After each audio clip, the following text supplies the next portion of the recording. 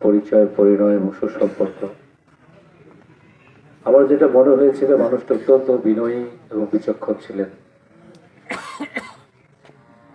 আমার সাথে এই অঞ্চলে আসলেই অথবা কোনো রাজনৈতিক কর্মকাণ্ডে এই মানুষটিকে আমি সকল সময় অগ্রভাগে থেকেই নেতৃত্ব দিতে দেখেছি।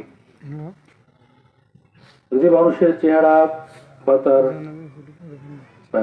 চলাফেরা দেখে মনে হতো না আসলে মানুষের মধ্যে এত গুণাবলী রয়েছে, এই মানুষটি এত মানুষের হৃদয়ের স্থানে জায়গা করে নিয়েছে।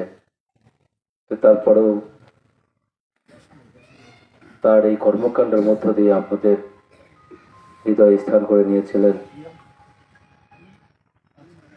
একটি বিদ্যালয়ের সভাপতি ছিলেন, সামাজিক কর্মকাণ্ডে নিজেকে নিয়োজিত রেখেছিলেন, একটি রাজনৈতিক দলের নেতা ছিলেন।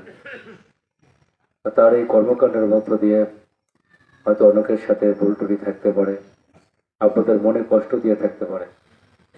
আমি আল্লাহর রাস্তে আপনাদের কাছে অনুরোধ করব, আপনারা সকলেই আল্লাহর রাস্তে ইউনুস ভাইকে ক্ষমা করে দিবেন এবং আল্লাহ যেন ইউনুস ভাইকে জান্নাতবাসী করে। এরকম একটি মানুষ আমরা পৃথিবী থেকে আমাদের কাছ থেকে হারালাম। অবশ্যই আমরা তার জন্য দোয়া করবো, আল্লাহ যেন তাকে জান্নাতবাসী করে এবং তার পরিবারের যে সকল সদস্যবৃন্দ রয়েছে অনাকাঙ্ক্ষিত তার এই মৃত্যুটা যেন তাদের সেই শক্তি, শৈবের মতো শক্তি আল্লাহ দান করে। সকলে দোয়া করবে, সকলের সুস্বাস্থ্য কামনা করে এবং ইউনুস ভাইয়ের জান্নাতবাসী কামনার আমি সংক্ষিপ্ত কথা শেষ করছি। আসসালামু আলাইকুম রহমতুল্লাহি ওয়া বারাকাতুহু। আপনাদের সামনে কথা বলছি। আসসালামু আলাইকুম।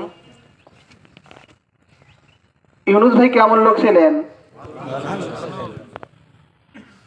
প্রিয় উপস্থিতি, আমি ছোটবেলায় বাবা মাকে হারিয়েছি।